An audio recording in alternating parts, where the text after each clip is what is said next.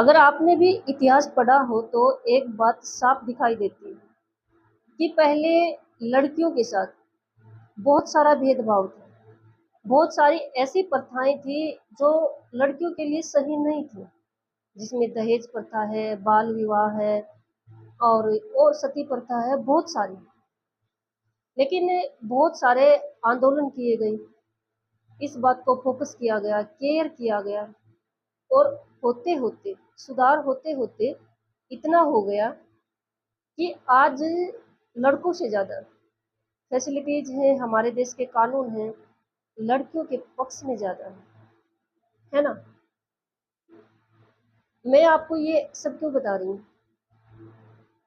मेरे कहने का मतलब, समझाने का मतलब सिर्फ इतना ही है कि हम जिस भी बात पर, काम पर फोकस कर लेते हैं ना, उसमें वो सुधार होना शुरू हो ही जाता है। बाद में हमें पता चलता है कि करते करते कितना हो गया।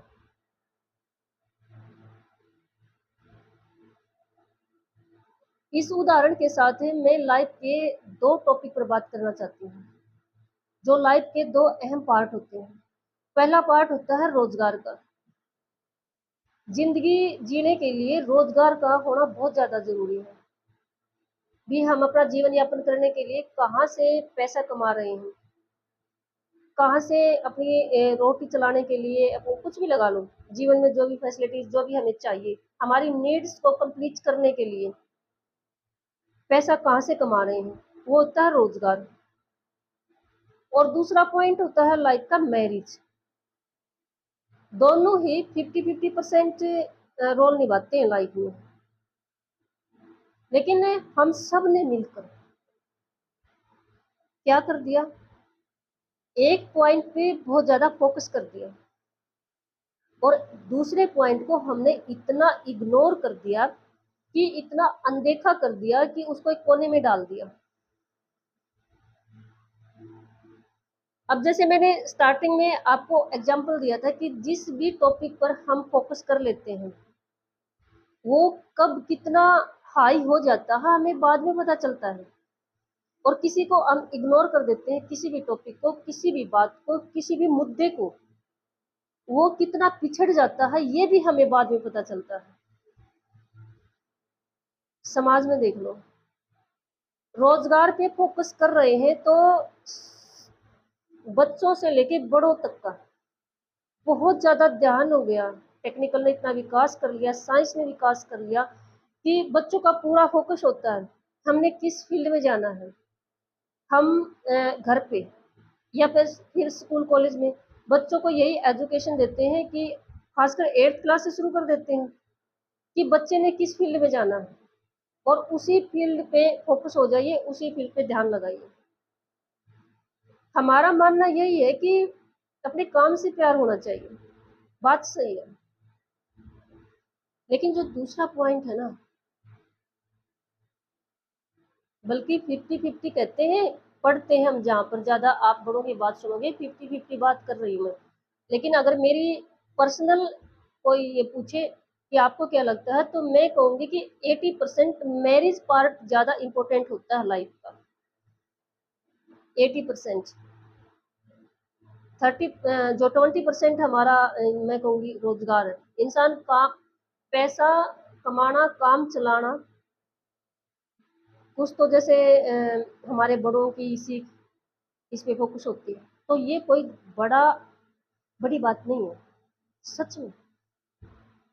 लेकिन मैरिज का जो पार्ट हमने इग्नोर कर दिया, अनदेखा कर दिया ना, एक कोने में डाल दिया है, एक एक शर्म का नाम देकर। मैरिज के लिए कहाँ एजुकेशन है? क्या मैरिज के लिए बच्चों को नहीं पता होना चाहिए ये इतना इम्पोर्टेंट पार्ट है? क्या इसके लिए बच्चों को नॉलेज नहीं होनी चाहिए? हमने क्या कर दिया, सिर्फ इसको एक फिजिकली रिलेशन, इमोशनली रिलेशन, ज्यादा से ज्यादा बच्चे पैदा करने तक की लिमिट कर दी है हमने इसकी डेफिनेशन। आपको क्या लगता है कि जो मुझे सुन रहे हैं क्या ये सही है? अरे अगली पीढ़ी तक डिपेंड होती है हमारे इस पॉइंट पर, इस पार्ट्स पर। जैसा लाइफ पार्टनर जिस तरह से मतलब संजोग होगा, अगली पीढ़ी वैसे ही होगी ना। और हम इसको इतना इग्नोर कर रहे हैं। ये कहेंगे अगर बच्चे 20-25 साल के पार हो जाते ना, फिर भी ये कहेंगे क्या शादी, शादी कर दे तुम्हारी।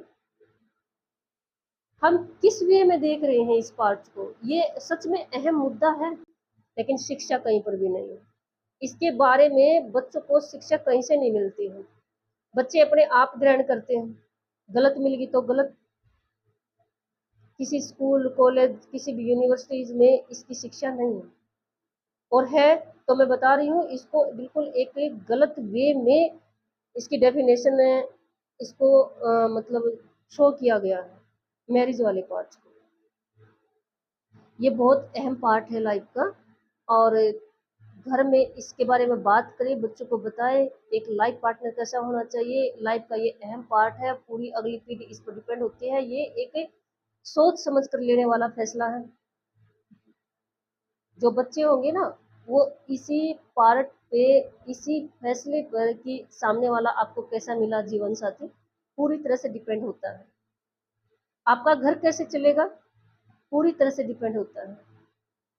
एक बार लाइफ को नोट करके देखो और फिर इस बात को सोच कर देखो। हमने इसको इग्नोर करके एक शर्म का नाम देकर एक कोने में डाल दिया। ये शर्म का टॉपिक नहीं है, ये भी एक शिक्षा की तरह बच्चों को समझाना चाहिए।